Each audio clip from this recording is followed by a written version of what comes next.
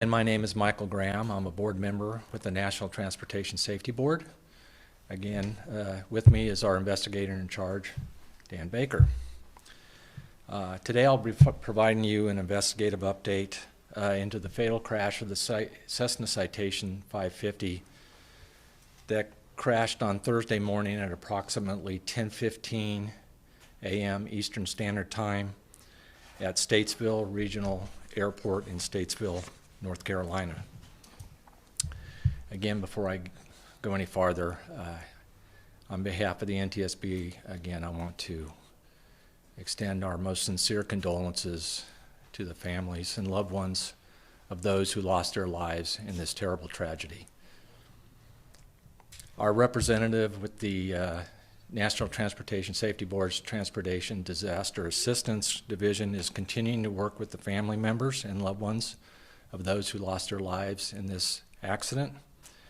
And I want to thank the family members who have been assisting our team with the investigation during this terrible time. As a reminder, we are here to gather perishable evidence. The analysis portion begins after we gather all that evidence, and we will methodically and systematically review all the evidence and consider that those will be considered potential factors to determine the probable cause of this accident.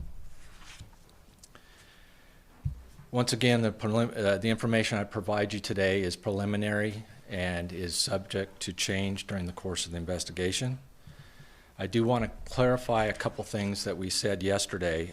First, I want to clarify that the accident aircraft departed from runway 10 at Statesville Regional Airport and attempted to land on runway 28 after approximately being airborne for 10 minutes. We do not know the circumstances which led the aircraft, which was a Part 91 general aviation flight, to attempt to return to the airport, but that is the focus of our investigation. I also want to clarify a question I received yesterday about a potential text from a passenger on board the aircraft. This morning, I can confirm that the NTSB is aware of one brief text from a passenger on board the aircraft to a family member that read, and I quote, "emergency landing." Again, that's emergency landing. We are not aware of any other communications from passengers on board the aircraft to those on the ground. We are still gathering information related to the pilots on board the aircraft, and I do not have any additional information to relay on who was in the left seat at this time. We do anticipate that more information on all the pilot-rated occupants will be included in our preliminary report. I can also confirm this morning that we have taken down several witness statements. We are still analyzing and validating much of the information contained in these statements. Early indications from multiple sources indicate that the airplane was stable on approach, configured for landing with the landing lights on, but the aircraft was coming in low. That information is consistent with the debris field our team continues to survey and consistent with with the first points of impact on the airport runway lighting stanchion located approximately 1,800 feet from the runway threshold. I want to provide some information on our team's activities from yesterday and what they are doing on scene today as I speak. Yesterday, our systems group documented the accident debris field, aircraft wreckage positioning, component locations, and the flight controls. Additionally, I mentioned yesterday the team recovered the cockpit voice recorder, which is now at our headquarters in Washington, D.C. Our team today is attempting to extract that information. And I will note again that this aircraft was not required to have a CVR because it was under a Part 91 flight, but it did. The team also recovered additional avionics equipment, one being the ground proximity warning system, a Garmin G750 display, which is also known as a multi-function display, and various cockpit instruments. We also have retained for examination the caution and warning panel from the instrument panel. All of these are being sent to NTSB Recorder's Lab in Washington, D.C., and we will determine whether data and relevant information can be recovered from these units. Again, our recorder labs have specialists that can download data from this equipment even when it's been damaged, and we specialize in this. And much of this data is very helpful to the investigators for determining the probable cause. Our operations group conducted witness and maintenance personnel interviews yesterday and viewed additional accident and security videos yesterday. I can say, as of just a few minutes ago, we do have the maintenance logs for the aircraft in our possession now. They will also try to determine the weight and balance of the aircraft and verify the aircraft loading. Our power plants group was able to examine both engines yesterday, and today the group will relocate the engines for further examination. Our drone team did get airborne yesterday, but the wind was a little too strong to do what we needed to. We did get some video footage, but we have been able to document the accident scene now as of just a few minutes ago. Additionally, the wreckage recovery and removal from the aircraft will begin today, or from the airport, and we anticipate releasing the scene to the local authorities within 1 to 2 days.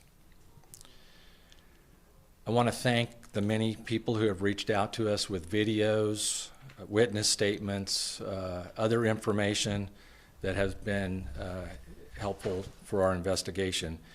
And again, I would like to ask anybody who may have additional photos, videos, any kind of documentation, or maybe have witnessed the accident, if you would reach out to us via email at witness@ntsb.gov.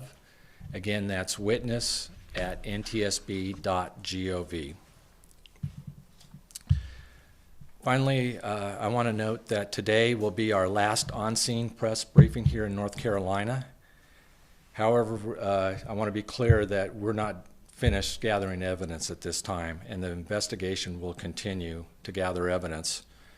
Our team will remain on the ground here in Statesville as long as necessary to gather what they need for the investigation.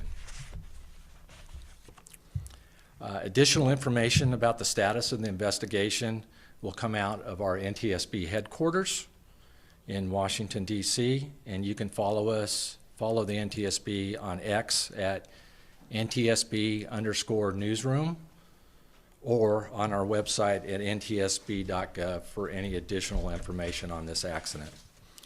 As a reminder, the preliminary report will be out within 30 days. However, the final report will be out in 12 to 18 months. We will have on-scene photos and video available on our website shortly for you all to use.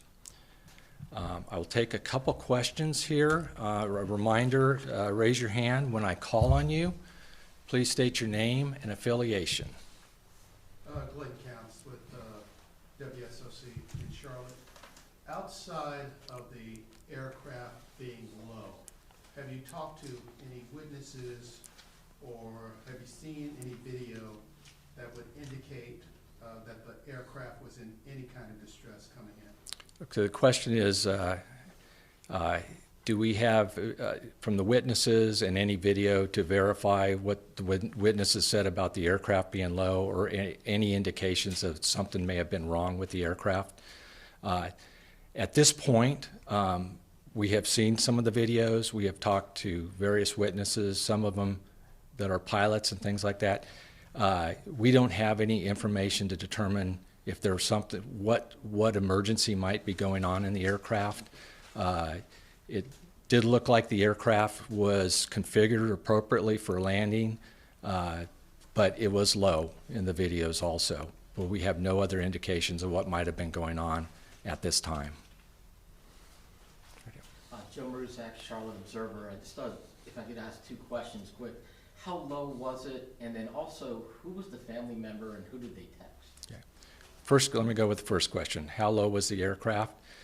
Well, the aircraft was lower than a normal glide slope for the airport, and the fact that it contacted the approach lighting stanchion it tells you that it was basically level or below the runway level at that point, because the runway is up on a hill a little bit. But that's part of where we'll determine exactly where it is. The other question you had was who was the family member that provided us with the text. We're not going to share that at this time. We need to be mindful of what the family's going through right now. And we appreciate them sharing that to us at this point. Jordan Bianchi, The Athletic. Is it unusual, what is the challenge in trying to figure out who the pilot was in this case and who was sitting in that left seat? The question is, what is the challenge of determining who the pilot was and who was sitting in that left seat? At this point, we have a lot of really good information, and we're fairly confident with at least the left seat occupant, but we need to verify that, right? We need to be accurate in what we do. And we also, from a survival factors point of view, which is part of what we investigate, we want to know where everybody was sitting. And that's a little more difficult in a crash like this. Thank you. You had a question here. Yes, Peter Scott at TSA Sports. Is it abnormal for there to be a tree line that close to the runway's start? Okay. The question is it abnormal to have a tree line that close to the runway? I did briefly talk about this yesterday. The airport does sit up on top of the hill, and the approach lighting is either level with the runway or sometimes it's above, but it looks pretty level with the runway elevation. It may even dip down a little bit, and there's some trees down in between some of these. So the aircraft was well below the runway surface when it crashed. One more over here. Given the weather conditions at the time, did those conditions make it so that the ground proximity warning device was going to be especially critical in a situation like this? Oh, so the question is whether the weather was significant enough to have to rely on the ground proximity warning system. At this point, I don't have any information on that. We have looked at some of the weathers of the video, and the reported weather out of the weather reporting station was 1,200 broken, 5 statute mile visibility, which is visual flight rules. So yeah, it did have some heavy drizzle out there. That's part of what we'll investigate at this point. But I have no further comment on that as far as how it relates to the accident. Okay, thank you very much.